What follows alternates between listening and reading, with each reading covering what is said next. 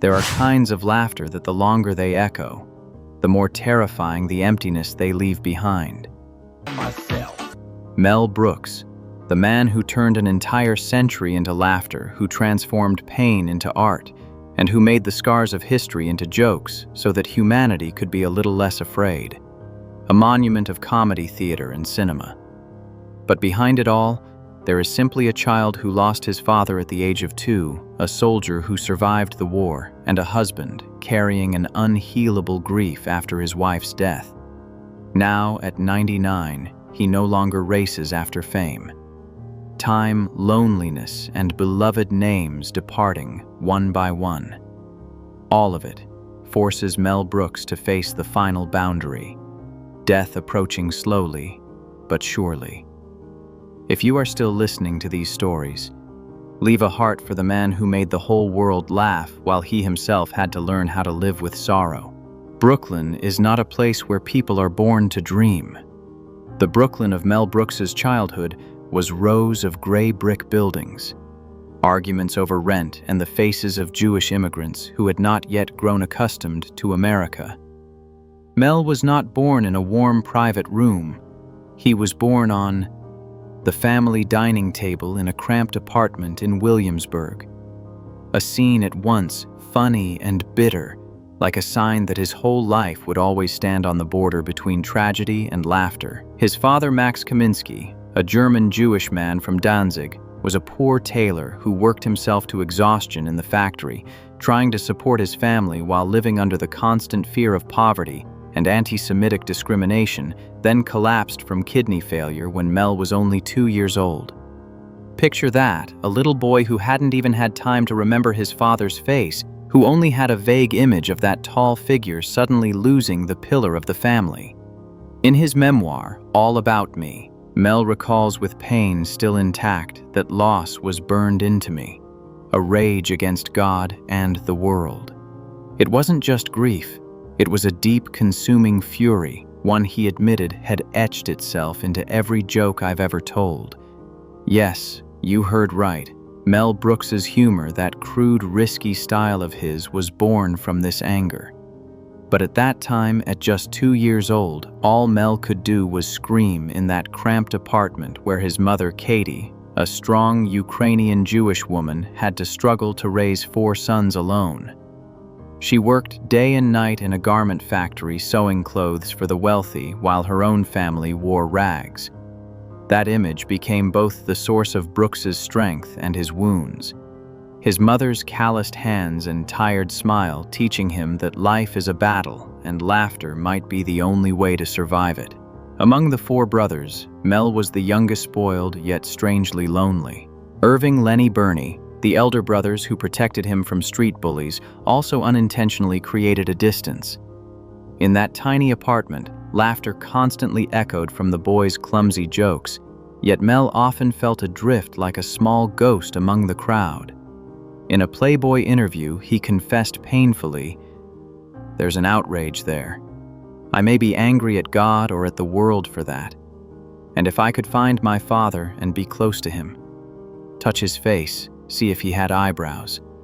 Then, summer days in the Catskills appeared like a faint ray of light in the dark. The Catskills' lush green mountains a few hours from Brooklyn were a vacation haven for poor Jewish families with resorts like Butler Lodge or Grausinger's. At 14, Mel was introduced to a job there by his brother, and it was where he learned drums from Buddy Rich, a jazz drumming genius. He also began performing rough but energetic comedy routines for the guests, just to earn a little money to bring home. But on those tiny stages for the first time, he felt that he mattered. The laughter wasn't out of pity, it was recognition.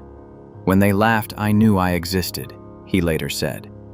And you can see that this sentence, which sounds light, is actually the most profound confession. Without laughter, he might never have known who he was. From the grief of losing his father, from the humiliation of poverty, from the feeling of being abandoned even within his own family, Mel learned to turn everything into creative energy.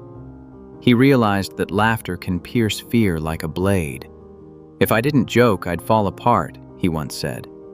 Half joke, half truth. His comedy is rough, chaotic, striking right at the wound because it was born from the wound itself. Then one day, in the year 1937, the young boy Mel sat inside a theater gazing at the stage lights shining down as the musical Anything Goes commenced. For other audience members, that amounted to nothing more than a single performance, but for Mel, that moment represented a revelation. The melodies, the dialogues, the boldness and freedom inherent in the stage opened wide the doors of his soul. Later on, he wrote in his memoir, All About Me, that this particular instant had permanently altered the axis of his entire life.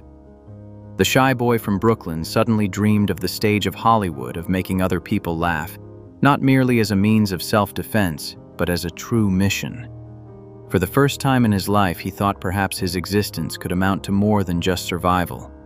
It could involve telling stories. But the dream had only just begun to kindle when the world shook violently. The drums no longer remained confined to the orchestra. They resounded from the marching steps of soldiers. The shadow cast by World War II enveloped America. News about Hitler, about the Holocaust, about the hunted groups of Jewish people caused the immigrant boy like Mel to feel both terrified and enraged. The dream of show business got pushed aside. Reality loomed larger than any performance. War does not inquire whether you wish to participate. It sweeps you away much like a flood. And that marks the point when the story transitions into an entirely different chapter.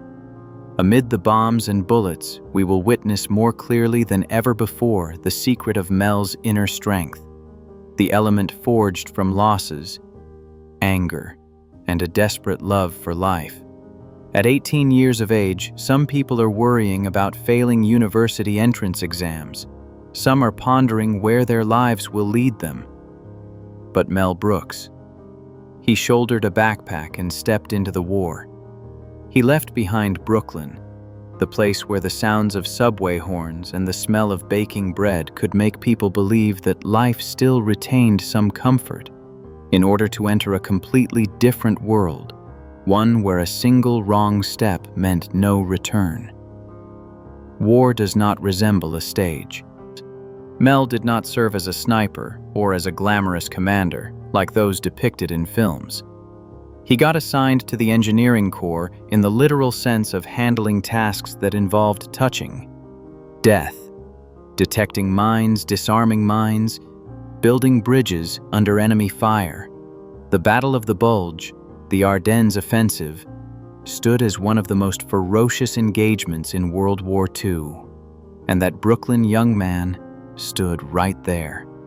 Please imagine the scene where white snow does not resemble a Christmas postcard, but rather a gigantic cloth covering the fallen bodies. Each time he bent down to the ground in order to remove a detonator, Mel always thought just one wrong click and his life would end right here in a forest thousands of kilometers away from home. Death on the battlefield does not constitute an abstract philosophical concept. It carries the smell of gunpowder, the smell of mud, the smell of military coats that have not had time to dry before getting wet again. It lies right next to you on the opposite bench in a truck and the person who was cursing at you just a minute ago, and a minute later, lies motionless.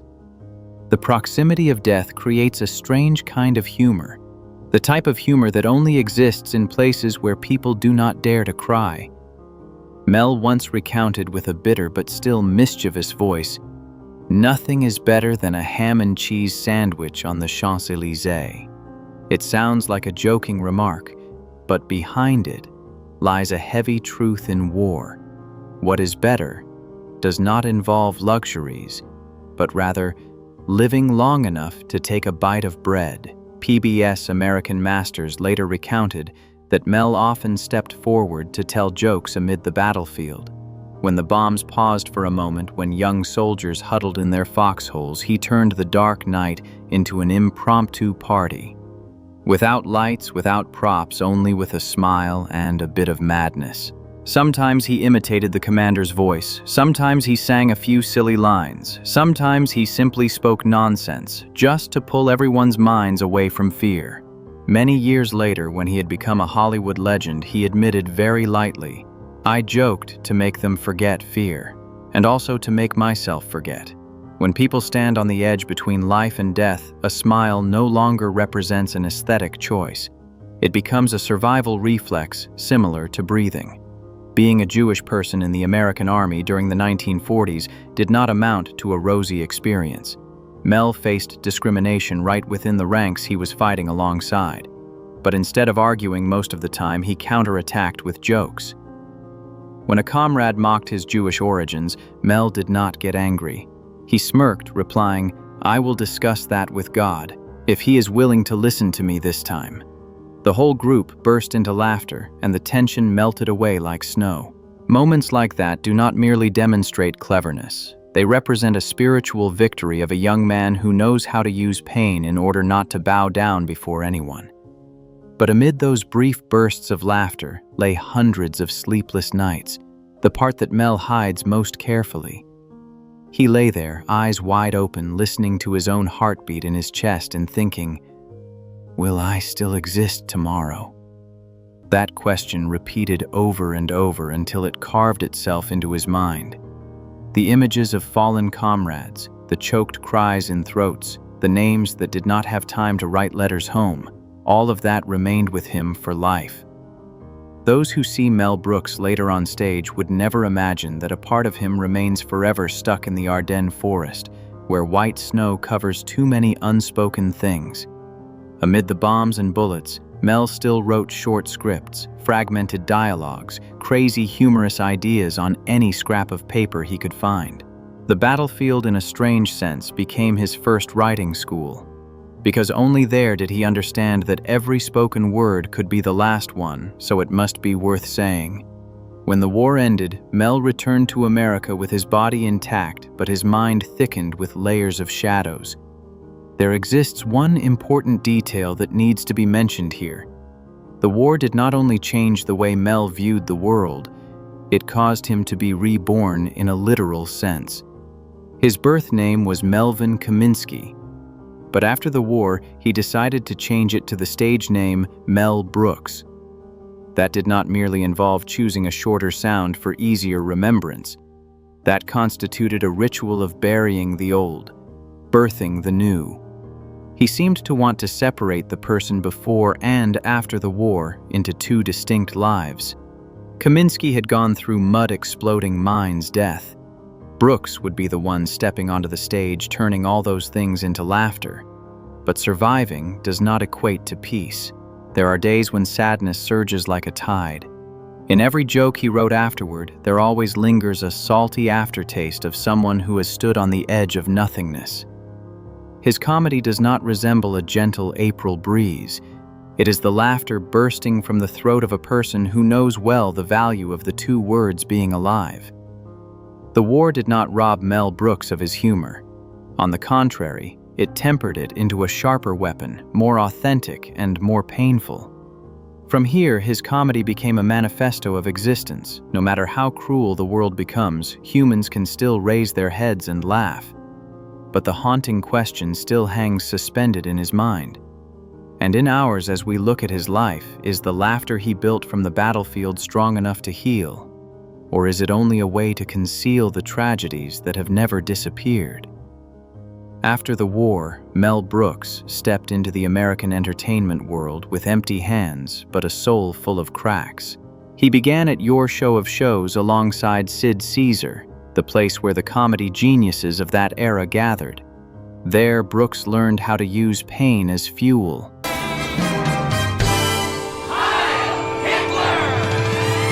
Then The Producers was born, a musical, later turned into a film, that dared to do what many Jewish people at that time considered blasphemous, turning Hitler into a joke.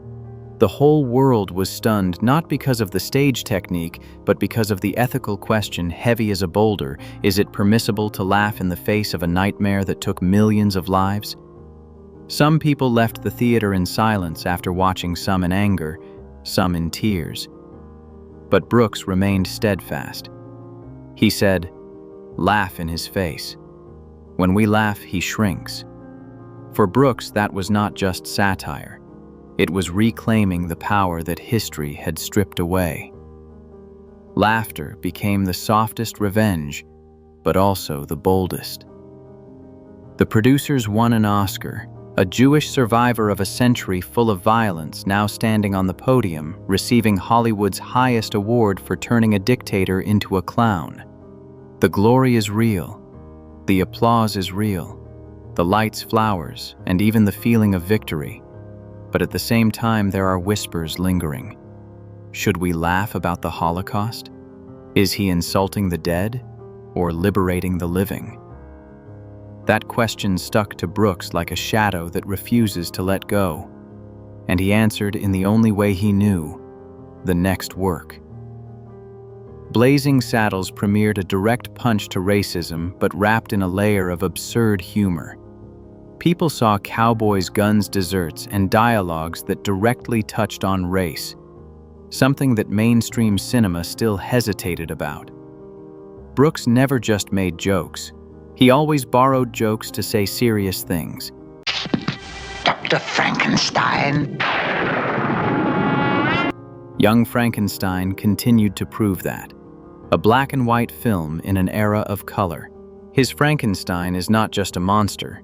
It is a metaphor for humanity itself, pieced together from fragments of memories of traumas of family heritage and history.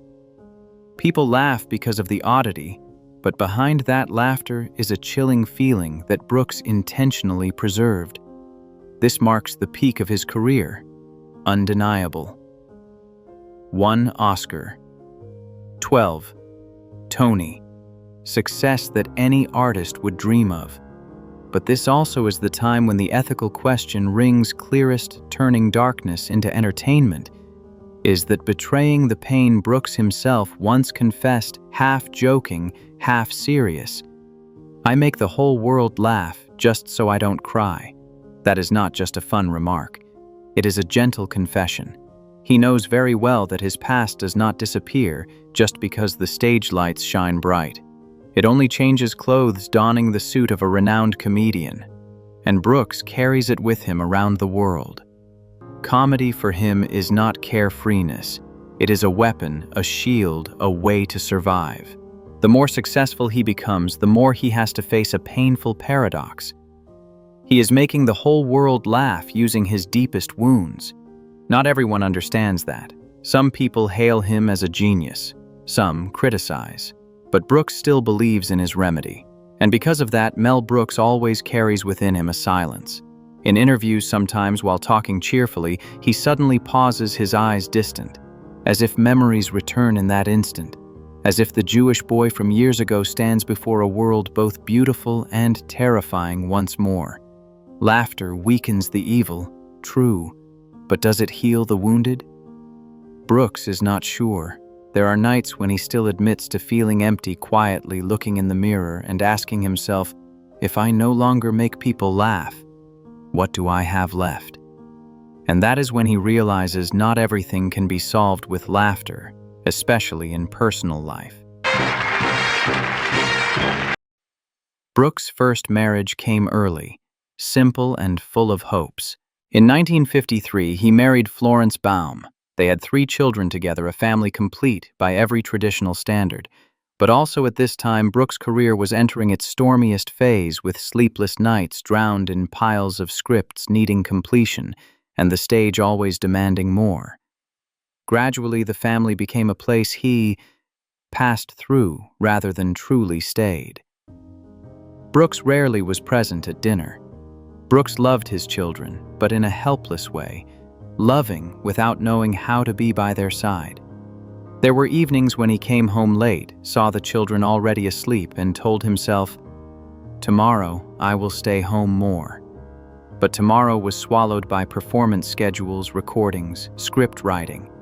The career like a train without brakes, and Brooks on it, both excited and afraid, not knowing how to stop without being thrown off. The first marriage ended in 1962. On paper, just a signature, but in the heart, that was a very deep scratch. After that divorce, Brooks began carrying a constant doubt. Can he both love, create, and live like a normal person? Or do genius and ordinary happiness never belong to the same person?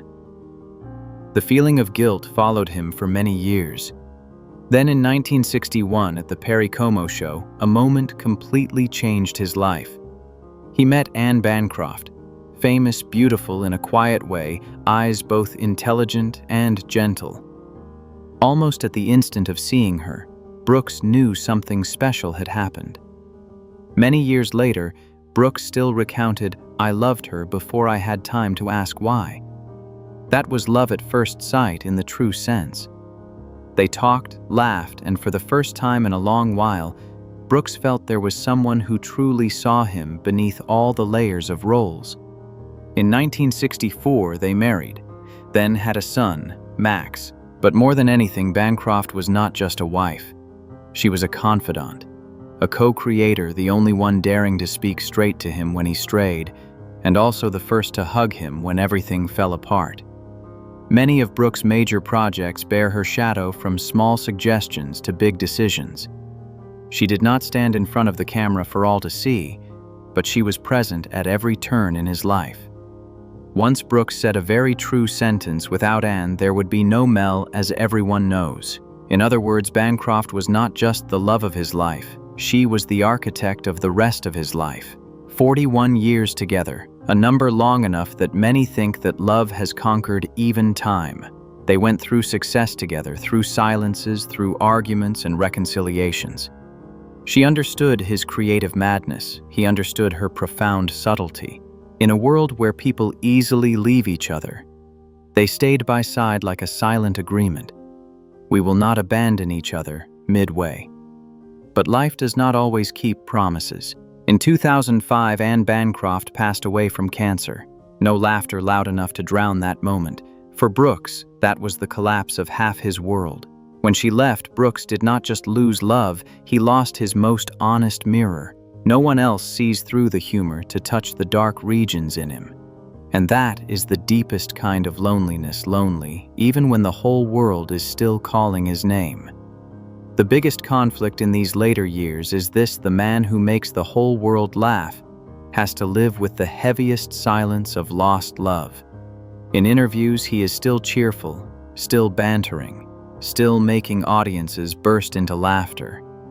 But after the cameras turn off, he quietly returns home where no one asks if he has eaten dinner.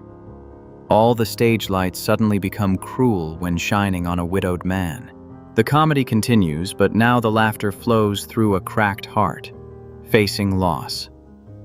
Brooks chooses the way he always chooses: continue working. He joins new projects, voices characters, produces, appears on talk shows, not because he is not sad, but because he fears that if he stops, the sadness will devour him. He works like a swimmer in the night sea, trying not to let his head sink.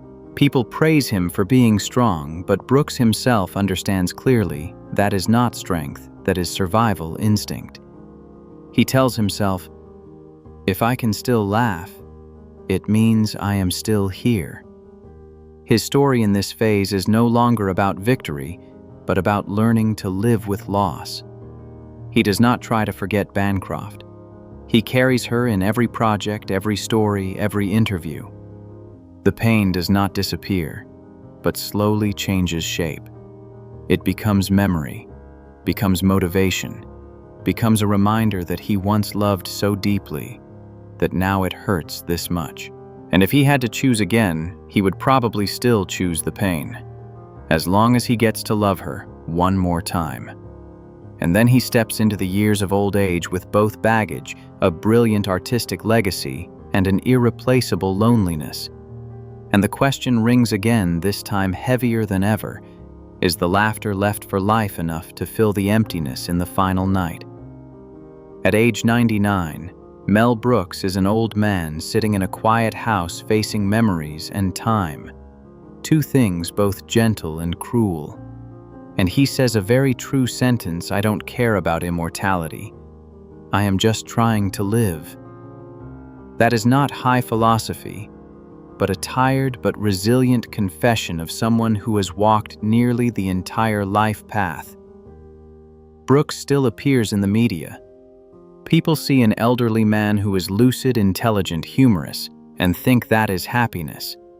But behind is a deeper truth. He is talking a lot about death, not in a fearful voice, but in the voice of someone who has lived long enough to accept. He jokes, "Death is the worst producer, doesn't ask anyone's opinion." But then he slows down, admits that the meaning of life does not lie in length, but in the people we love and the things we leave behind. And then another close person leaves, Carl Reiner, the dear friend, like a soulmate, like a spiritual right arm. That is an irreplaceable loss. They had gone through nearly a century together, creating together, eating together, laughing together, complaining about old age together. There were evenings when Brooks drove to Reiner's house just to sit and watch TV together. No need for much talk, just presence. When Carl Reiner passed for Brooks, that was the moment a part of his life collapsed. He once frankly admitted, "Every morning I still look at the chair where Carl used to sit. The room remains the same, the chair is still there, but the person is gone." And that is the kind of emptiness that makes old age too vast. Loneliness does not come from having no one around, but from the people who understood him most, no longer being in the world. Each time Brooks steps on stage to receive an award or be honored, there is always a fleeting moment. If only they were still here. The late-night calls that can no longer be made, the unfinished stories. No one continues the private jokes, now only echoing in his head. That is the spiritual void that no golden Oscar statue can fill. Then come the undeniable signs of the body. In 2026, Mel Brooks's health declines visibly. In previous interviews, he had admitted his vision is no longer good. Moving becomes increasingly difficult. The man who used to run around film sets now has to walk slowly, step by step, carefully, as if the floor could collapse at any time. Age does not ask for opinions. It comes like a strict director, cutting away strength, quickness, flexibility one by one. And memories are also a burden. Each lost face etches deeply in his mind. Alan Yentob, the friend, close colleague, passes away. Then the news about Rob Reiner and his wife passing recently after a tragic family disaster. Sometimes Brooks blurts out half joking, half serious, but sounding like a knife cut. "Now I have to see off the people I once thought would see me off." The sentence is light, but contains the weight of a century. Living long becomes Brooks' biggest challenge. He understands that he is carrying on his shoulders not just an increasing number of years. And that is what makes his tragedy exceed imagination, not pain once, but slow pain, long pain, through the continuation of time. God willing, we'll all meet again in Spaceballs 2. But Mel Brooks' paradox is this. He chooses to return to cinema. The Spaceballs 2 project is announced, expected to premiere in 2027. A man nearly 100 years old still has enough courage, enough passion to make a film. That is not just professional effort, but a spiritual battle. Some ask him, "Why don't you rest?" Brooks just smiles. "I will rest when there is nothing left to tell." Spaceballs 2 is not just the sequel to a famous parody work. It is like the final declaration of an artist that he will leave this world in his own way, with laughter, with mockery, with an unyielding spirit. But behind that indomitable spirit still is the fragility of an aging body. Each scene is an effort beyond strength. Each workday is a confrontation with limits. The feeling this could be the last time lingers in every moment. At nearly 100, Brooks looks at life no longer with the anger of youth. He has gone from childhood rage through youthful audacity to middle-age sarcasm and now to old-age acceptance. He understands that no one lives forever. No laughter is immortal. No film can hold people back. But precisely because no one lives forever, he chooses to live to the fullest every remaining day. No fanfare, no slogans, just the quiet persistence of someone who has faced death too many times. For the next generation, Mel Brooks is a monument. The man who dared to mock Hitler, dared to joke about things seemingly unjokeable. The one who collected a full set of Oscar, Emmy, Tony, Grammy. They see genius. But beneath the surface is an ocean of loneliness, doubt, pain, regret. He does not deny his legacy, but he knows well it was built not just by talent. Now Mel Brooks is like someone standing on the boundary between two worlds. One side is the once brilliant stage light, the other is the quiet shadow of long afternoons with no one calling his name. He has gone through war, through Hollywood, through bursts of laughter exploding in theaters, then finally arrives at a place every human must face: the stillness of oneself. The close friends leave one by one. The creative soulmate is no more. The life partner never returns. The calls that used to last hours now only echo in memory. A room remains the same. A chair is still there, but the companion is gone. The real tragedy is not death. The tragedy is still living, but without the people one wants to live with. Mel Brooks has made the whole world laugh, but when night falls, only he and the slow footsteps echoing in the wide house. The laughter that once saved millions of people, but cannot heal his own heart. And then we understand a very human thing. No metal can resist time. No golden statue can fill loneliness. No laughter loud enough to defeat the silence of a heart that has lost too much.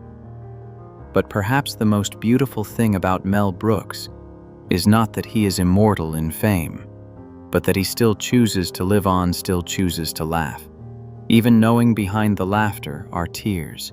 If you have watched to this moment, perhaps the story about Mel Brooks has touched something in you. The loneliness, the loss, or simply the feeling that time is passing too fast. If what I have told makes you think a bit more about life, about the people you love, please press like. You can also share this video to someone who is strongly stepping through old age or is learning to accept their own losses. Who knows, it might help them feel a bit less lonely. Please leave a comment below. Tell me which detail in Mel Brooks' life you remember most. And if you want to continue accompanying stories about the people behind the glory, don't forget to subscribe to the channel and turn on notifications. Each of your subscriptions is the motivation for me to continue telling stories like this. Thank you for staying until the end.